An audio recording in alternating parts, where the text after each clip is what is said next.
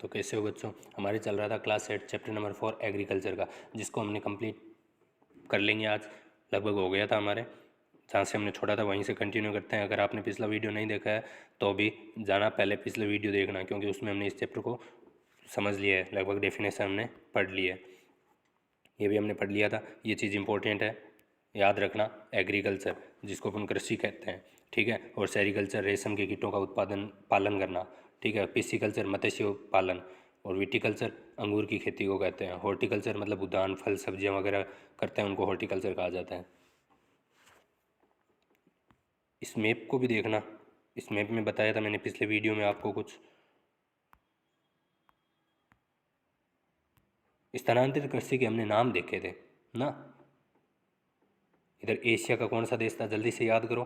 किताब नहीं खोलनी है, याद करना है, कोशिश करना है कि याद आ रहा है या नहीं आ रहा, ठीक है। अगर ये आ रहा है तो बहुत अच्छी बात है, नहीं आ रहा है तो उसको रिवाइज करना और सीखना क्या, नहीं मेरे को याद रहा नहीं, दोबारा रीड करूँगी, तिबारा रीड करूँगा, ठीक है। सभी लड़के और लड़कियाँ। तो तीसरा कौन सा था, उत्तरी अमेरिका का था, ठीक है। इधर उत्तरी भारत में भी अपन उसको जमीन कृषि के नाम से जानते थे, उत्तर पूर्वी भारत में, ठीक है। और इधर कौन सा था एशिया का वो देश, मलेशिया। और इधर ब्राज़ील और मैक्सिको, ठीक है। और मैक्सिको में किस नाम से जानते थे अपन जमीन कृषि या स्थानांतरित कृषि को, मिल्पा के नाम से जानते थे। किस नाम से जानते थे, मिल्पा, ठीक है। और ब्राज़ील में किस नाम से जानते थे, ब्राज़ील में रोको, कोई रोको ना ना। और मलेशिया में किस नाम से जानते थे, मलेशिया में लद्दाख, ठीक है। ये चीज़ याद रखना। ये हमारी पिछली क्लास में हो गया है, पिछली क्लास अभी भी कह रहा हूँ, नहीं देखी है तो इम्पोर्टेंट है, देखना। आगे बढ़ते हैं। ये चीज़ भी हमारे हो गई थी, कृषि के प्रकार भी हो गए थे। इन कृषि के प्रकार को बच्चों एक चार्ट के रूप में लिख लेना, मैंने कल नोट लगाया था, आपको कहा था लिख लेना, चार्ट में लिख लेना, आपको सारे एक साथ याद हो जाएंगे, ठीक है ना। रफ कॉपी में लिखो ना। चार्ट में कैसे लिखना है सर, तो वो भी बता देता हूँ। अपने कृषि के प्रकार लगा लिए, ठीक है। अब इस कृषि को प्रकार को हमने कितने भागों में बांटा था, दो भागों में बांटा है, निर्वाह कृषि और वाणिज्यिक कृषि, बांटा था ना, निर्वाह कृषि और वाणिज्य। अब यहाँ पे निर्वाह कृषि लिख लो, यहाँ पे वाणिज्यिक कृषि लिख लो। अब निर्वाह कृषि को भी हमने कितने भागों में बांटा था, दो भागों में बांटा था, गहन निर्वाह कृषि और आदिम निर्वाह कृषि। आदिम निर्वाह कृषि को भी हमने दो भागों में बांटा था, कौन सी थी वो, स्थानांतरित और दूसरी चलवासी पशुचारण, ठीक है। इसी के साथ निर्वाह कृषि। अब वाणिज्य कृषि पे आते हैं। वाणिज्य कृषि पे हमने तीन भागों में बांटा था, तीन भागों में बांटा था, कौन कौन सी थी, वो वाणिज्यिक अनाज कृषि थी एक तो, और दूसरी कौन सी थी, वो मिश्रित कृषि थी, और तीसरी रोपण कृषि, ठीक है। अब इसको एक चार्ट के रूप में होगा तो हमारे सारे एक साथ आ गया, ठीक है ना। ये सारी चीज़ें एक साथ आ गई, और सारी चीज़ें एक साथ आ गई तो याद जल्दी होगा और इजी भी रहेगा। आगे बढ़ते हैं। रोपण कृषि पढ़ लिए, मुख्य फसलें पढ़ने हैं, यहाँ से शुरू करते हैं, ठीक है। मुख्य फसल कौन कौन सी है ये देखते हैं। हमारे लिए मुख्य फसल कौन सी है, गेहूँ है, ज़्यादा गेहूँ खाते हो ना। मुख्य फसलें थी, बढ़ती हुई जनसंख्या की आवश्यकताओं को पूरा करने के लिए विविध प्रकार की फसलें उगाई जाती है। फसलें कृषि आधारित उद्योगों के लिए भी कच्चे माल की आपूर्ति करती है। गेहूं, चावल, मक्का और बाजरा मुख्य खाद्य फसल है। खाद्य फसल मतलब खाने वाली फसलें मुख्य कौन सी है, बाजरा, गेहूँ, चावल, मक्का वगैरह, ठीक है। जूट और कपास रेशेदार फसलें हैं। जूट और कपास कौन सी फसलें हैं, रेशेदार फसलें हैं। अब बच्चों सर आप पूछोगे सर रेशेदार फसलें कौन सी होती हैं, मतलब उन फसलों से जैसे अपन कागज़, वस्त्र, रस्सी वगैरह नहीं बनाते हैं, या ऐसी चीज़, ऐसी वस्तुएं बन जाते हैं जिनको लिए हमें कच्चे माल की आवश्यकता होती है। वो कच्चा माल जिन फसलों से प्राप्त होता है तो उन फसलों को अपन क्या कह सकते हैं, वो रेशेदार फसलें हो सकती हैं, ठीक है, जिनको खाया नहीं जा सकता। अब गेहूँ वगैरह तो अपन खा सकते हैं, गेहूँ वगैरह से रस्सी बन सकती है, क्या कागज़ बन सकता है, नहीं बनता। तो जिन फसलों से हम वस्त्र, रस्सी वगैरह बनती है, कागज़ वगैरह बनते हैं, उनको अपन क्या कह सकते हैं, उनको रेशेदार फसलें कह सकते हैं। और रेशेदार फसलों को खाया भी नहीं जा सकता, ठीक है। इसलिए चाय और कहवा मुख्य पेय फसल है। चाय और कहवा क्या है, मुख्य पेय फसल है। सुबह सुबह चाय पीते हो, दूध पीते हो। आगे बढ़ते हैं। पहली फसल कौन सी है? चावल। नाम आते ही ध्यान हो, पहले तो ये डिफरेंट पता कर लो, चावल है, आगे बाद में पढ़ेंगे, पहले ये ध्यान में होना चाहिए नाम है कौन सी फसल है, खाद्य फसल है। गेहूँ नाम आ रहा है, कौन सी फसल है? खाद्य फसल है। मिलेट, ये भी एक बच्चों खाद्य फसल है, क्योंकि ये बाजरे की तरह ही होता है, तो बस इसका दाना क्या होता है? थोड़ा बड़ा होता है। ठीक है, आगे बढ़ते हैं चावल के बारे में। यह विश्व की मुख्य खाद्य फसल है। यह उष्ण कटिबंधीय और उपोष्ण कटिबंधीय प्रदेशों का मुख्य आहार है। ये चीज़ अंडरलाइन कर लेना, अच्छी चीज़ है। किस क्षेत्र की? उष्ण कटिबंधीय और उपोष्ण कटिबंधीय। चलो एक बार इस वीडियो को पॉज करना और इस चीज़ को वहीं नोट करना आप रफ कॉपी में। ये मैं क्लास में, जब हमारी क्लासें भी स्टार्ट होगी ना, तो मैं क्लास में चेक करूँगा। ठीक है, डेट लगा लेना। कैसे हमें कैसे पता चलेगा कि ये अब लिखा है या बंद? बस जो पढ़ने वाला है वो तो लिख लेगा, और नहीं पढ़ने वाला है उसको यहाँ पे क्लास में दो दो बार लिखवाऊंगा। उम्मीद है सारे पढ़ रहे हो घर पे और लिखना। चलो मेरे को बताओ, बाकी फिर मेरे को तो बताना ही है। उष्णकटिबंधीय, 5 मिनट का टाइम है आपके पास, याद करो। उष्णकटिबंधीय, उपोष्ण कटिबंधीय, शीतोष्ण कटिबंधीय, ये सर कौन से क्षेत्र होते हैं? चलो पैराग्राफ को कंप्लीट करके बताता हूँ मैं। चावल के लिए उच्च तापमान, अधिक आर्द्रता एवं वर्षा की आवश्यकता होती है। तापमान थोड़ा ज़्यादा चाहिए, थोड़ी वर्षा में, जलवायु में नमी भी चाहिए। ठीक है, और वर्षा की भी क्या होती है? आवश्यकता होती है। यह फसल चिक्कायुक्त जलोढ़ मृदा, जिसमें जल रोकने की क्षमता हो, में सर्वोत्तम ढंग से बढ़ती है। जलोढ़ मृदा अच्छी उपजाऊ मृदा मानी जाती है ना। क्यों मानी जाती है? क्योंकि यह जल को क्या कर लेती है? कंट्रोल रख लेती है, मतलब अपने अंदर समाहित रख सकती है। चीन चावल उत्पादक में अग्रणी है। इसके बाद क्रमशः भारत, जापान, श्रीलंका और मिस्र है। अनुकूल जलवायु दशाओं जैसे पश्चिम बंगाल और बांग्लादेश में एक वर्ष में 2 से 3 फसलें उगाई जा सकती है, और हमारे यहाँ पर लगभग एक ऋतु में एक ही लगभग उगाते हैं। लेकिन इनमें अनुकूल जलवायु है, इसलिए यहाँ पे क्या कर लेते हैं? पश्चिम बंगाल, बांग्लादेश में 1-2 फसल उगा सकते हैं एक वर्ष में। ठीक है, 2 से 3 फसलें, अंडरलाइन कर लेना इसको।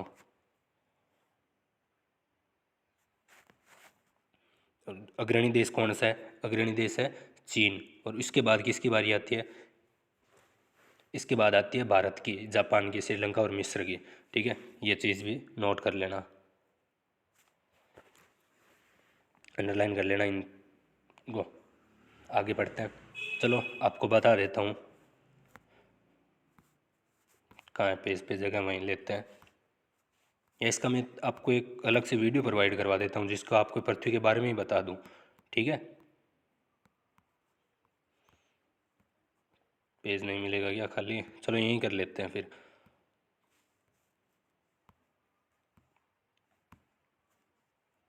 ये हमारी क्या है? 1 सेकेंड। ये हमारी पृथ्वी है गोल। ठीक है, थोड़ी ध्रुवों से झुकी हुई है। ठीक है, अब इसके बीच में देखो एक विषुवत रेखा है, जिसको अपन 0 डिग्री भी कहते हैं। ठीक है, क्या कहते हैं? 0 डिग्री।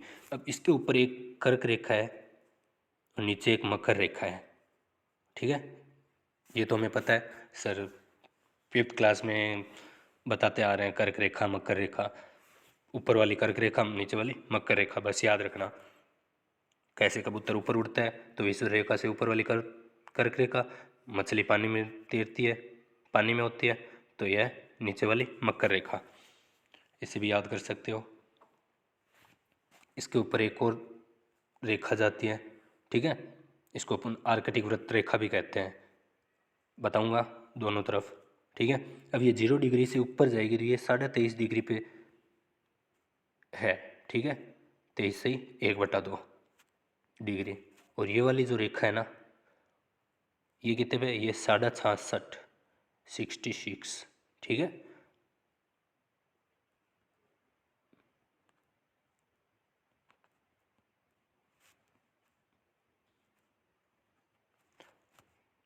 यही दक्षिण में जाएगी, बस ये उत्तरी है और ये दक्षिणी है। यही 23.5 डिग्री यहाँ पे लागू हो जाएगी। ठीक है, और 66.5 डिग्री यहाँ पे हो जाएगी।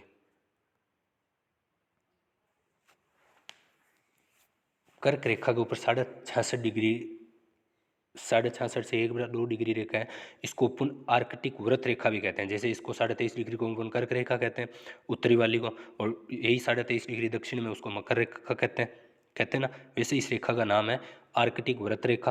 मतलब आप जैसे ही नाम आ जाए आर्कटिक वृत्त रेखा कौन सी है, तो दिमाग में आ जाना चाहिए वो 23.5 डिग्री वाली, 66.5 डिग्री वाली। कौन सी? 66.5 डिग्री वाली, उत्तरी वाली। उत्तरी 66.5 से 1/2 डिग्री वाली कौन सी रेखा है? आर्कटिक वृत्त रेखा। वही मैं कह दूं अष्टार्कटिक, थोड़ा सा अंतर है देखो, अष्टार्कटिक ही है, बीच में सटा लगा है सिर्फ, अष्टार्कटिक और आर्कटिक। ठीक है, तो ये वाली तो कौन सी हो जाएगी? ये हो जाएगी अष्टार्कटिक। ठीक है, 66.5 डिग्री वाली। और ये वाली कौन सी हो जाएगी? मकर रेखा, विषुवत रेखा है ही 0 डिग्री, फिर ये वापस कर्क रेखा 23.5 डिग्री, और ये 66.5 डिग्री वाली आर्कटिक। ठीक है, नोट कर लेना रफ कॉपी में। बाकी इसका है ना, मैं एक वीडियो प्रोवाइड करा दूंगा तुम्हें, 5-7 मिनट का रहेगा, अच्छी चीज़ है। इसके साथ हमारी ये किताब भी कंप्लीट हो जाएगी। जियोग्राफी के बारे में वो इतना नॉलेज होना चाहिए हमें, हमारी पृथ्वी के बारे में। ये आपके मंडे ट्यूसडे के लगभग आपको वीडियो मिल जाएगा। ठीक है, अपलोड कर दूंगा मैं, देख लेना। ठीक है, अब उष्णकटिबंधीय ये जो रेखा है ना, विषुवत रेखा, इससे ऊपर चलते हैं 23.5 डिग्री वाला ये क्षेत्र है या नहीं है? ये इस क्षेत्र को अपन क्या कहते हैं? उष्णकटिबंधीय क्षेत्र कहते हैं। अब ये चाहे ऊपर ले लो चाहे नीचे ले लो, 23.5 डिग्री तक जो भी है ना, 0 डिग्री से, अब 0 डिग्री से उत्तर में भी 23.5 डिग्री है और दक्षिण में भी 23.5 डिग्री है, तो ये वाला पूरा क्षेत्र क्या हो जाएगा? बीच वाला ये उष्ण कटिबंधीय हो गया। ठीक है, अब 23.5 डिग्री से 66 डिग्री, 23.5 डिग्री से 66 डिग्री तक जाएगा, तो वो कौन सा हो जाएगा? शीतोष्ण। ठीक है, और ये जो ध्रुव वाला बच्चा है आर्कटिक से ऊपर वाला, इसको अपन क्या कहते हैं? शीत कटिबंधीय। ठीक है, तो कर लेना, उष्ण कटिबंधीय, शीतोष्ण कटिबंधीय और शीत कटिबंधीय, तीनों हो गए। यही चीज़ नीचे लागू हो जाएगी। 0 से 23 डिग्री चलेंगे तो कौन सा हो जाएगा? उष्ण कटिबंधीय, और 23 से 66 डिग्री तक चलेंगे तो शीतोष्ण, और 66 डिग्री से अपन चलेंगे 0 तक तो कौन सा हो जाएगा? वो शीत कटिबंधीय। ठीक है, 180 आ गया समझ। बाकी इसका मैं एक अलग से वीडियो बना दूंगा जिसमें आपको अक्षांश रेखाएं, देशांतर रेखाएं, ये सारी चीज़ें बता दूंगा। ठीक है, चलो आगे बढ़ते हैं।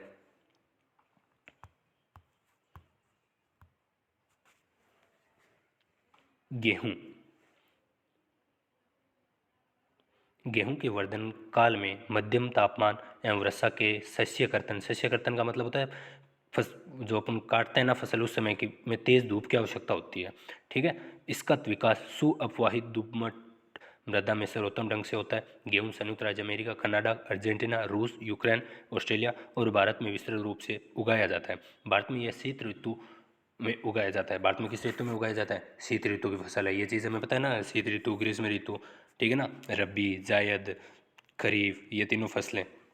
खरीफ फसल के उदाहरण बताओ, 2-3 उदाहरण लिखो, जल्दी लिखो, अपने आप लिखो, और रबी फसल के भी लिखो, और जायद की भी 2-3 फसलों के नाम लिख दो उदाहरण अपना कॉपी में नोट करके। अगर तेज़ बोल रहा हूँ तो वीडियो को पॉज कर लेना, कोई दिक्कत नहीं है।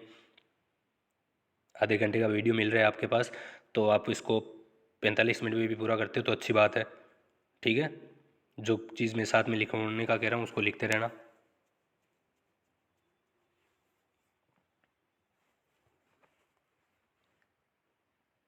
नेक्स्ट करें, मिलेट।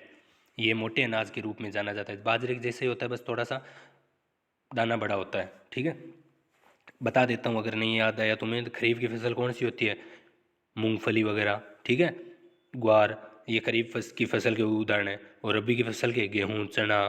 ठीक है, जायद की फसल कौन सी उगाई जाती है? ध्यान रखना, मार्च अप्रैल के लगभग अपन बीजते हैं ना, ककड़ी, तरबूज ना, जिसको आप घर पे काकड़ी भी कहते हैं, ये हमारी बोली, मारवाड़ी बोली का वर्ड है। ठीक है, काकड़ी नहीं होते, वो ककड़ी होती है। क्या आज सब्जी किसकी बनी है? काकड़ी की? नहीं, ककड़ी की सब्जी बनती है। हमारी बोली में अपन क्या कहते हैं? काकड़ी। आगे बढ़ते हैं, कौन सा था? मिलेट। बाजरे के जैसा ही होता है, थोड़ा इसका दाना बड़ा होता है, ठीक है। इसको वर्षा की आवश्यकता भी कम होती है, बलुई मृदा में उगाई जा सकती है। ये ऐसी उपज है जिसे कम वर्षा और उच्च से मध्यम तापमान तथा पर्याप्त सूर्य प्रकाश की आवश्यकता होती है। ज्वार, बाजरा और रागी भारत में उगाए जाते हैं। नाइजीरिया, चीन और नाइजर इसके अन्य उत्पादक हैं। अब इनमें ना, जिस फसल के मुख्य उत्पादक देश है ना, उनके 2-3 देश, अग्रणी देश या प्रमुख उत्पादक देश, इनको ध्यान में रखना, ठीक है ना। जैसे चावल का पढ़ा था हमने, चावल के मुख्य उत्पादक देश कौन से थे? चीन, भारत, जापान वगैरह थे ना। और गेहूं के कौन से थे? गेहूं के अमेरिका, कनाडा, अर्जेंटीना, ये देश थे। तो इनको तीन चार देश को याद रखना है हर फसल के। और मिलेट के कौन से हैं? नाइजीरिया, चीन, नाइजर, ठीक है। तीसरे कौन से हैं? मक्का। मक्का को देखो साइड में ये दे रखा है, इसके बारे में पढ़ते हैं। मक्का को कोर्ण के नाम से भी जाना जाता है। विश्व में इसकी विभिन्न रंग बिरंगी प्रजातियां पाई जाती है। किस नाम से भी पहचानते हैं इसको? कोर्ण के नाम से भी। पॉपकॉर्न वगैरह खाते हो ना। आगे बढ़ते हैं। मक्का, इसके लिए मध्यम तापमान, वर्षा और अधिक धूप की आवश्यकता होती है। यह मतलब धूप ज़्यादा चाहिए और तापमान न्यूनतम चाहिए, वो नॉर्मल चाहिए, ठीक है। इससे सुअपवाहित उपजाऊ मृदा की आवश्यकता होती है। मक्का उत्तर अमेरिका, ब्राज़ील, चीन, रूस, कनाडा और भारत और मैक्सिको में भी पाया जाता है। इस चीज़ को भी अंडरलाइन कर लेना। किन किन देशों में पाया जाता है? अमेरिका, ब्राज़ील, चीन, रूस, ठीक है। आगे बढ़ते हैं। कपास, देखो इधर मक्के की कृषि हो रही है, इधर देख रहे हो ना। कपास, इसकी वृद्धि के लिए उच्च तापमान, हल्की वर्षा, 200 से 210 पाला रहित दिन, मतलब ऐसे दिन जिनमें मतलब सर्दी कम हो, ठीक है। और चमकीली धूप की भी आवश्यकता होती है। यह काली और जलोढ़ मृदा में सर्वोत्तम उगती है। तो ये तो हमें पता ही है। कपास के लिए सबसे अच्छी मिट्टी कौन सी होती है? काली मिट्टी, जहाँ पे कपास के लिए सबसे अच्छी रहती है। अच्छा कपास होगा। संयुक्त चीन, संयुक्त राज्य अमेरिका, भारत, ब्राज़ील, पाकिस्तान, मिस्र कपास के अग्रणी उत्पादक है। ये चीज़ देखना। जिन फसलों के ये अग्रणी उत्पादक और मुख्य उत्पादक प्रदेश है ना, इन चीज़ों को नोट रखना, ठीक है। यह सूती वस्त्र उद्योग के लिए एक महत्वपूर्ण कच्चा माल है।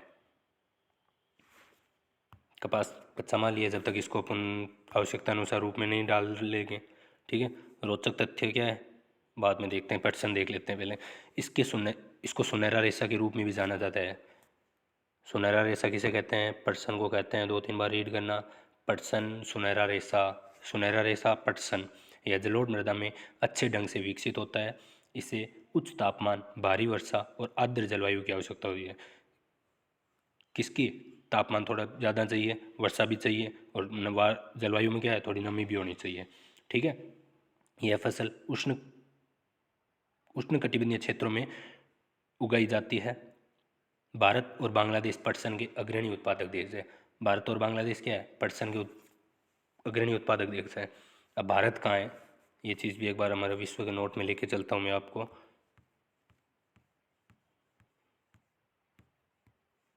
ये देखो, जो चीज़ मैंने बताई थी पृथ्वी में, ये हमारी क्या है? 0 डिग्री भूमध्य रेखा है ना। भूमध्य रेखा है ऊपर वाली, कर्क रेखा 23.5 डिग्री पे, ये 23.5 डिग्री पे झुकी हुई मकर रेखा, ठीक है। अब इसके बीच का क्षेत्र कौन सा हो गया? उष्णकटिबंधीय। और भारत देखो कहाँ है? इस पहचान को पहचान रहे हो क्या अपने इस भारत को? इस देश में, विश्व के मैप में भारत को पहचान रहे हो क्या अपने देश को? ये रही विषुवत रेखा।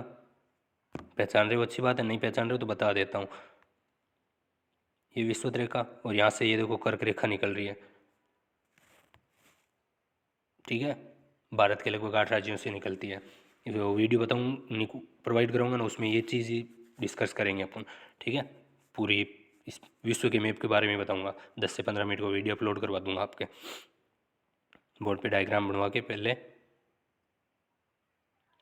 अब यहाँ से इस क्षेत्र का, और ये मकर रेखा, इस क्षेत्र का बीच का क्षेत्र कौन सा है? उष्णकटिबंधीय। और भारत देखो लगभग इस इससे में आ रहा है ना, उष्णकटिबंधीय में। तो प्रमुख उत्पादक हुआ या नहीं हुआ? 1 सेकेंड, ठीक है।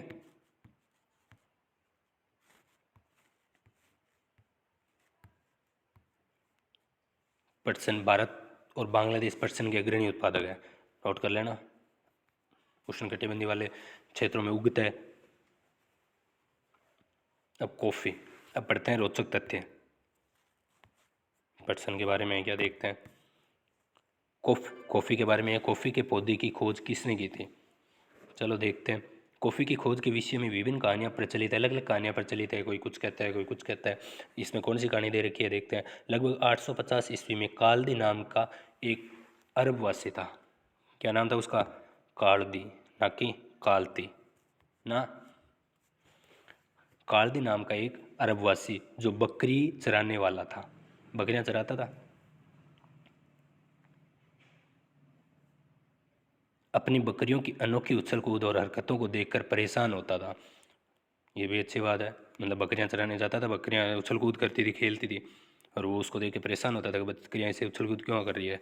एक दिन उसने भी ये सदा रहित पौधे की फलियों को चख कर देखा जिन्हें उसकी बकरियां प्रतिदिन खाया करती थी। उसने आनंद के भाव का अनुभव करने के बाद अपनी खोज के विषय में संसार को बताया। मतलब अब देखो कितनी अच्छी कहानी है। इसने बकरियां चराने वाला व्यक्ति था, कॉफ़ी की खोज कर दी, ठीक है। मतलब इसके दिमाग तो चल रहा था कि ये कारण बकरियां उछल कूद कर रही है, ये कूद क्यों रही है। और वर्तमान में आपको अगर कोई ऐसा टॉपिक दे दें कि आपको कुछ सीखने को मिल जाए तो आप उसका बस कारण नहीं निकालोगे, कर रहे हैं वो चीज़ ले लोगे। अब इसका दिमाग तो यहाँ पे भी चला कि ये इतनी उछल कूद रही क्यों है, तो दिमाग चला, फिर देखा कि हो सकता है इससे तो ना हो, तो इसने चक्कर देखा तो अच्छी टेस्टी लगी उसको। आपकी भी कॉफ़ी पी होगी, टेस्टी लगी होगी आपको, ठीक है। तो ध्यान होना चाहिए किसने की थी ये कहानी जो हमारी क्लास में प्रचलित है। कालदी नाम का व्यक्ति था जो बकरियां चरा रहा था, उसने खोज कर ली, पौधे को चक्कर देखा, ठीक है। आगे पढ़ते हैं। इसके लिए गर्म एवं आर्द्र जलवायु और सुअपवाहित दोमट मृदा की आवश्यकता होती है। इस फसल की वृद्धि के लिए पर्वतीय ढाल अधिक उपयुक्त होती है। ब्राज़ील कॉफ़ी का अग्रणी उत्पादक है, इसके पश्चात कोलंबिया और भारत है। कॉफ़ी के प्रमुख उत्पादक कौन से थे, ब्राज़ील है, कोलंबिया और भारत है, ठीक है। और किस क्षेत्र में होती है ये, दोमट मृदा की आवश्यकता होती है, ठीक है। आर्द्र जलवायु की भी आवश्यकता होती है। आगे बढ़ते हैं। फिर चाय, बागानों में उगाई जाने वाली एक पेय फसल है। इसकी कोमल पत्तियों की वृद्धि के लिए ठंडी जलवायु और वर्ष भर संपरित उच्च वर्षा की आवश्यकता होती है। इसके लिए सुअपवाहित दोमट मृदा और मंद ढाल की आवश्यकता होती है। पत्तियों को चुनने के लिए अधिक संख्या में श्रमिकों की भी आवश्यकता होती है। चाय की खेती करते हैं तो चाय बीज की तरह लगती तो है नहीं, पत्तियों से बनती है। अब जैसे जैसे पत्तियां लग रही है तो उनको तोड़ने के लिए श्रमिक की भी आवश्यकता ज़्यादा पड़ती है, ठीक है। और ढाल वाले क्षेत्रों में उगाई जाती है, ठीक है। अब आता है कृषि का विकास।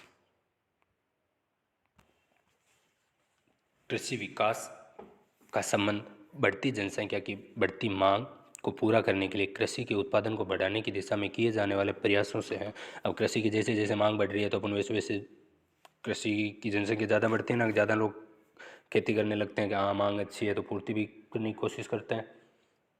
मांग बढ़ रही है तो साधन तो बढ़ेंगे।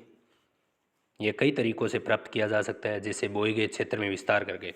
बिल्कुल ये चीज़ अंडरलाइन कर लेना, आपको क्वेश्चन पूछ ले या इसको क्वेश्चन बना भी सकते हो आप कि कृषि का विकास किस आधार पर किया जा सकता है। तो 3-4 पॉइंट लिख लेते हैं, क्वेश्चन बना लो भले, अगर रफ कॉपी में साथ में बना रहे हो तो बना लो, पेन लेके बैठे हो, पेंसिल लेके बैठे हो तो पेन से रफ कॉपी में लिख लो। कृषि का विकास किस आधार पर कर सकते हैं, कौन कौन से कारक हो सकते हैं ये भी लिख लो। तो पहला कारक हो जाएगा बोए गए क्षेत्र में विस्तार करके, दूसरा बोई जाने वाली फसलों की संख्या बढ़ाकर, ठीक है। अब हमने पहले इतनी क्षेत्र में ही फसल बोई, ठीक है। अब हमें लगा कि नहीं मांग तो ज़्यादा हो रही है तो अपन दोबारा जब फसल करेंगे तो ज़्यादा क्षेत्र में बोने की कोशिश करेंगे, मतलब क्षेत्रफल में क्या करेंगे, विस्तार करेंगे, ठीक है। अब बोई जाने वाली फसलों की संख्या भी बढ़ाकर, दूसरा पॉइंट बोई जाने वाली फसलों की संख्या बढ़। पहले हमने सिर्फ क्या की, गेहूं की फसल बोई। अब हमें पता चल रहा है कि गेहूं की तो मांग है ही, साथ में किस चीज़ की मांग हो रही है, चने की भी मांग हो रही है। तो हमने गेहूं के साथ क्या कर ली, चना भी बो लिया, तो संख्या भी बढ़ गई। ठीक है। अब सिंचाई सुविधाओं में सुधार कर रही है। मान लो अब हम इन फसलों में बो रहे हैं, तीसरा पॉइंट सिंचाई सुधार का लगा लो। ठीक है, सिंचाई सुधार। अब इनको अपन नलकूपों या कुओं द्वारा जल दे रहे हैं। ठीक है। अब हमने क्षेत्रफल बढ़ाया, संख्या बढ़ा दी, तो हमें जल की भी आवश्यकता पड़ेगी। और हमें ने जल नलकूपों द्वारा हमें पर्याप्त मात्रा में मिल नहीं रहा है, तो हम इसको नई प्रौद्योगिकी अपनाएंगे, तकनीक अपनाएंगे। हो सकता है नलकूपों से, फुहारों द्वारा या अन्य साधन जिससे हमें लगेगा हाँ इससे अच्छी जलपूर्ति हो रही है, तो जलपूर्ति के साधन भी बढ़ा के कर सकते हैं। चौथा पॉइंट, उर्वरकों और उच्च उपज देने वाले बीजों के प्रयोग करके। अब देखो, जैसा बोएगा वैसा खाएगा, कहावत वाली तो प्रचलित है ही, है ना। तो अच्छे बीज बोएंगे तो क्या होगी, अच्छे उपज मिलेगी हमें, और खाद वगैरह अच्छी डालेंगे तो फसल अच्छी होगी। ये भी चौथा पॉइंट कर सकते हो। कृषि का मशीनीकरण भी कृषि के विकास का एक अन्य पहलू है। ठीक है, मशीनीकरण द्वारा भी कृषि के विकास का चरम लक्ष्य खाद्य सुरक्षा को बढ़ाना है। मतलब महत्वपूर्ण कारक कौन सा है, खाद्य सुरक्षा को बढ़ाना। खाद्य फसलों वगैरह में खाद वगैरह देके जमीन की उर्वरकता बढ़ा सकते हैं। आगे बढ़ते हैं। कृषि का विकास विश्व के विभिन्न भागों में विभिन्न गतियों से हुआ है। अधिक जनसंख्या वाले विकासशील देश अधिकतर गहन कृषि करते हैं। विकासशील देशों में क्या हो रही है, गहन कृषि हो रही है, और विकसित देशों में वाणिज्यिक कृषि हो रही है। गहन कृषि और वाणिज्यिक कृषि हमने पहले वीडियो में कंप्लीट पढ़ा है। ठीक है, फिर भी एक बार बता देता हूँ। गहन कृषि मतलब कोई व्यक्ति अपने परिवार के लिए कर रहा है। ठीक है, जिसका भरण कृषि से अपने परिवार का पालन पोषण कर रहा है, गहन कृषि कहलाती है। और वाणिज्यिक कृषि मतलब कोई किसान वाणिज्यिक उद्देश्य से करता है, मतलब उसको बहुत से क्षेत्र में बोएगा, उसका उद्देश्य होगा कि मार्केट में ज़्यादा से ज़्यादा क्या करूँ, मुनाफा कमाऊँ। ठीक है, पूंजी कमाऊँ। जहाँ छोटी जोतों पर सामान्यतः जीविकोपार्जन के लिए फसलें उगाई जाती है, गहन कृषि कहलाती है। और दूसरी वाणिज्यिक कृषि के लिए अधिक उपज उपयुक्त होती है, जैसे संयुक्त राज्य अमेरिका, कनाडा और ऑस्ट्रेलिया। मतलब जो विकसित देश होते हैं, ये बड़े बड़े देश होते हैं, वहाँ पे कौन सी कृषि होती है, वाणिज्यिक कृषि होती है। ठीक है। आओ हम दो फार्मों, एक भारत और दूसरे संयुक्त राज्य अमेरिका के वस्तु स्थिति अध्ययनों की सहायता से विकासशील और विकसित देशों की कृषि के विषय में जानें। अब ये दो छोटे से उदाहरण दे रखे हैं, विकसित देश के और विकासशील देश के। भारत विकासशील देश है, ध्यान रखना। पिछले फरवरी के अगर 2021 के आंकड़ों की बात करें तो विकासशील देश से भी फिसल गया था भारत। अब वर्तमान में वापस भारत की स्थिति सुधरी है। कोरोना काल में भारत की स्थिति गड़बड़ा गई थी, विकासशील देशों की श्रेणी में नहीं था, नीचे चला गया था। हो सकता है जो आंकड़ा आएगा उसमें सुधार मिलेगा हमें। आगे बढ़ते हैं। भारत का एक फार्म है, ठीक है। तो यहाँ एक छोटा सा गांव था गाजीपुर ज़िले का, ठीक है, जिसमें एक किसान था, क्या नाम था, मुन्ना लाल। मुन्ना लाल छोटा सा किसान था, उसके पास लगभग 1.5 हेक्टेयर का फार्म था, बहुत ही छोटा सा फार्म था। ठीक है, उसका आवास मुख्य गांव में था, गांव में रहता था। वह अधिक उपज देने वाले बीजों को बाजार से वर्षों के एकांतर पर खरीदता था। मतलब वर्ष में एक बार कभी जाता, वर्ष शहर में, और बीजों को क्या कर लेता, खरीद कर ले आता। उसकी भूमि उर्वरक है और वह वर्ष में कम से कम 2 फसलें, सामान्यतः गेहूँ या चावल या और दालें उगाता है। ठीक है, जो परिवार में खाद्य फसल मुख्य होती है वही तो उगाएगा। किसान अपने मित्रों और बुजुर्गों के साथ साथ सरकारी कृषि अधिकारियों से कृषि कार्यों के संबंध में सलाह भी लेता है। वह अपने खेत की जुताई के लिए भाड़े पर ट्रैक्टर लेता है। यद्यपि उसके कुछ मित्र अभी भी बैलों से खेतों को जोतने की परंपरा विधि का प्रयोग करते हैं। समीप के खेत में एक नलकूप है। अब देखो, किसान है, उसके पास ज़मीन भी कितनी है, 1.5 हेक्टेयर। ध्यान में होना चाहिए 1 हेक्टेयर में कितनी ज़मीन होती है, लगभग 4 बीघा ज़मीन होती है। यहाँ पे अपन बीघा में मापते हैं ना, तो 1 हेक्टेयर में लगभग कितनी होती है, 4 बीघा ज़मीन होती है। ठीक है ना, नोट कर लेना, लगभग लगा लेना, लगभग 4 बीघा। 1 हेक्टेयर में लगभग कितनी बीघा ज़मीन होती है, 4 बीघा।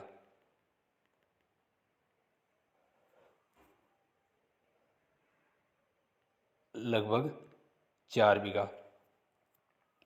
देख लो, 1.5 हेक्टेयर में कितनी बीघा ज़मीन आ जाएगी, 6 बीघा लगभग।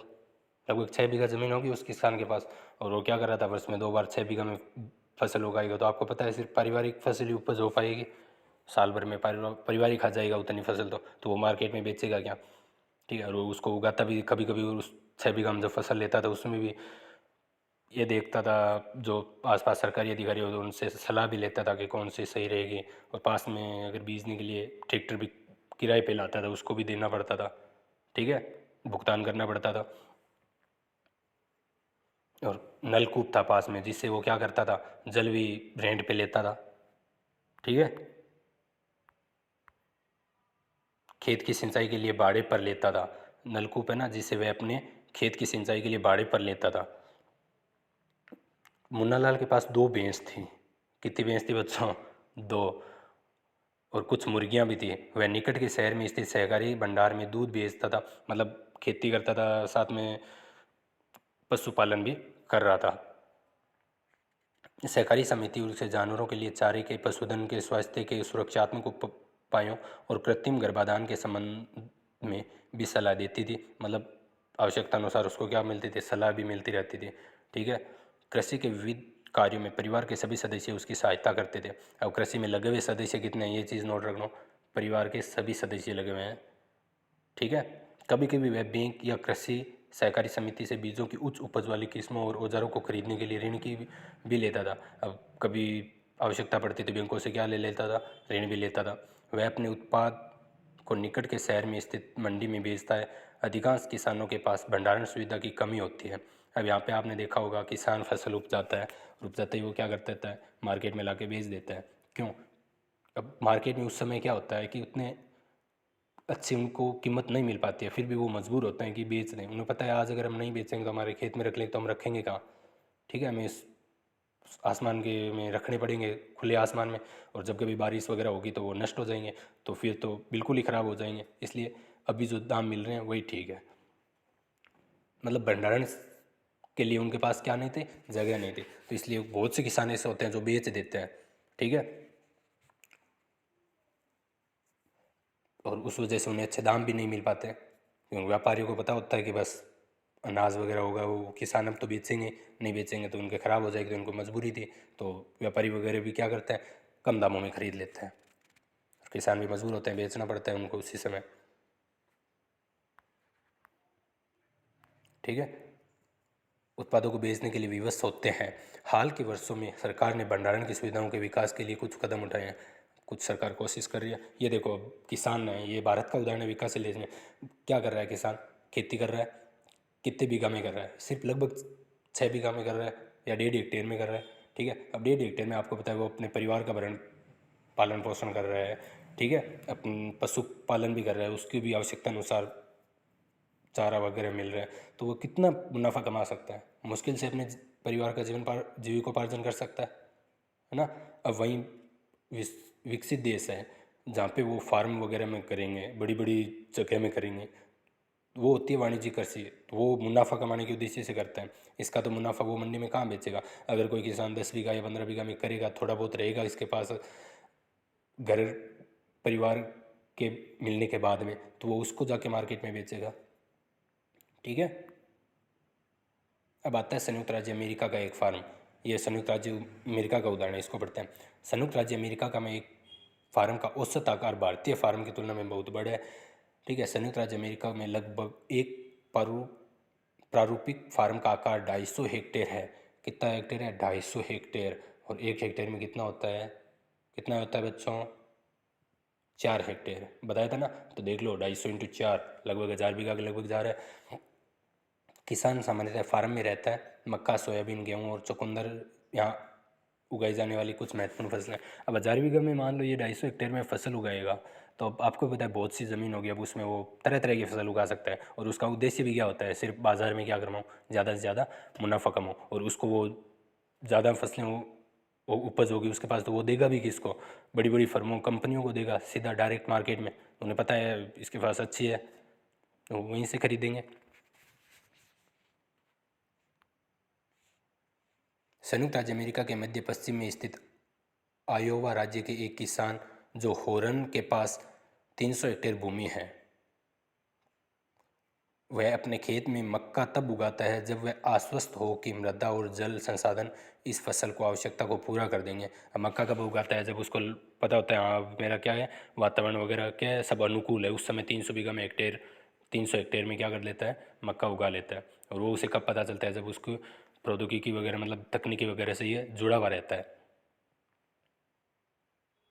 फसल को नुकसान पहुंचाने वाले पीड़कों पर नियंत्रण के लिए पर्याप्त उपाय किए जाते हैं। समय समय पर वह मृदा के नमूनों को मृदा परीक्षण प्रयोगशाला में जांच के लिए भेजता है, इसमें पर्याप्त पोषक है या नहीं। ये परिणाम जो होरन को वैज्ञानिक उर्वरक कार्यक्रम की योजना बनाने में मदद करते हैं, उसका कंप्यूटर उपग्रह से जुड़ा हुआ है जो उसे उनके खेत को यथार्थ तस्वीर देता है। यह रासायनिक उर्वरकों और पीड़कनाशकों का आवश्यकता अनुसार प्रयोग करने में उसकी मदद करता है। वह ट्रैक्टरों, बीज बोने की मशीनों,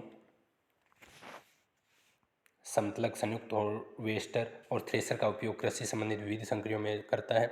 अनाज स्वचालित अन्न भंडार में संचित किए जाते हैं अथवा बाजार अभिकरणों में भेजे जाते हैं। बाजार अभिकरण मतलब जो मार्केट में बड़ी बड़ी कंपनियां होती है, एजेंसियां होती है। संयुक्त राज्य अमेरिका में किसान एक व्यवसाय की तरह काम करता है, न कि एक खेतीहर किसान की तरह। अब देखो भारत वाला किस तरह कर रहा था, एक खेतीहर किसान कर रहा था, खेती कर रहा था ना किसान।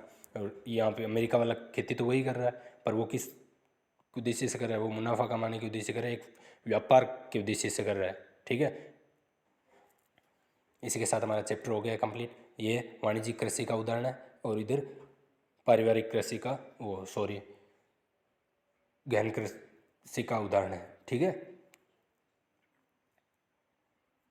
इसी के साथ हमारा चैप्टर हो गया कंप्लीट और इसी चैप्टर के साथ हमारी बुक भी क्या हो गई है बच्चों, कंप्लीट हो गई है।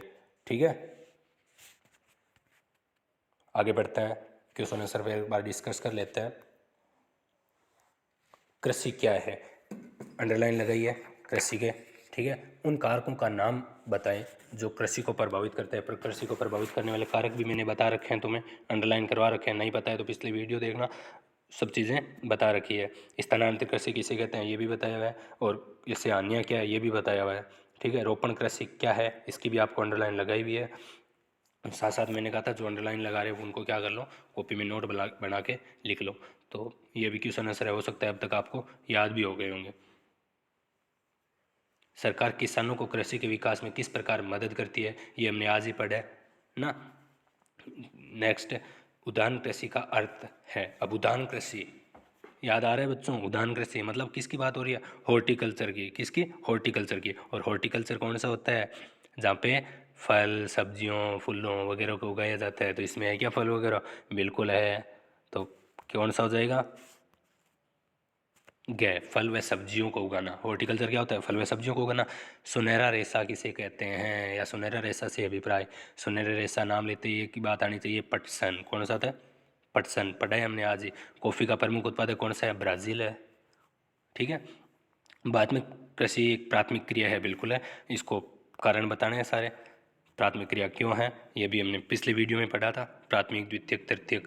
ठीक है, विभिन्न फसलें विभिन्न प्रदेशों में उगाई जाती है। ठीक, बिल्कुल सही। विभिन्न भिन्न भिन्न देशों में भिन्न भिन्न फसलें उगाई जाती है, उनकी इंपॉर्टेंट महत्वपूर्ण आवश्यकता देखकर, मांग देखकर। ठीक है, अंतर स्पष्ट करने, अंतर देख लो। वैसे मैं आपको नोट्स प्रोवाइड करवा ही दूंगा, पिछले लेसन के भी अभी तक हमारे नोट्स नहीं आए हैं, नहीं आए ना, तो वो अब आपके कल सैटरडे आपके वीडियो नहीं मिलेंगे आपको, पिछले चैप्टर के नोट्स मिल जाएंगे। और संडे को जैसे ही छुट्टी रहेगी तो स्कूल के ग्रुप में दोनों लेसन का आपके PDF में उपलब्ध करवा दूंगा।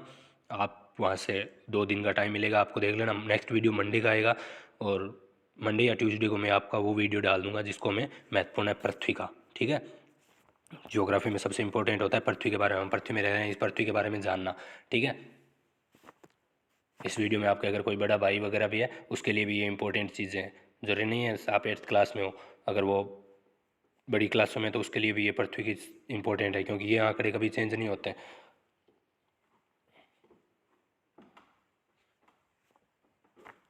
ठीक है बच्चों, इसी के साथ बाय, मिलते हैं नेक्स्ट वीडियो में। आई होप आप अच्छे पढ़ रहे हो घर पे। और 2 चैप्टर हैं जो इसके बाद में, चैप्टर नंबर 5 और चैप्टर नंबर 6। ठीक है, जो हमारे इस बार 2021-22 के सेशन से क्या है, कटे हुए हैं। ठीक है, तो इसके बाद हमारी पॉलिटिकल की बुक है वही स्टार्ट करेंगे नेक्स्ट वीडियो। इसके बाद में आपको वही उसी बुक का पहला चैप्टर का मिलेगा। ठीक है। तो ये नहीं है कि सिर्फ इंडस्ट्री और वो ह्यूमन रिसोर्स का सर आपने वीडियो नहीं डाला। चैप्टर 5 है ना हमारे, उद्योग, इंडस्ट्री, और चैप्टर 6 कौन सा है, मानव संसाधन, ह्यूमन रिसोर्स। इनके वीडियो नहीं मिलेंगे आपको। अब इसके बाद फर्स्ट चैप्टर के मिलेंगे, पॉलिटिकल की बुक है जिसके फर्स्ट चैप्टर। ठीक है, 2 बुक कंप्लीट हो गए, साथ में बैठ बैठ के घर पे याद करते भी रहना। ठीक है, थोड़ा थोड़ा थोड़ा थोड़ा, और वीडियो को 2-3 बार देखना, ज़्यादा से ज़्यादा देखना, ताकि जल्दी याद होंगे। ठीक है बच्चों, बाय।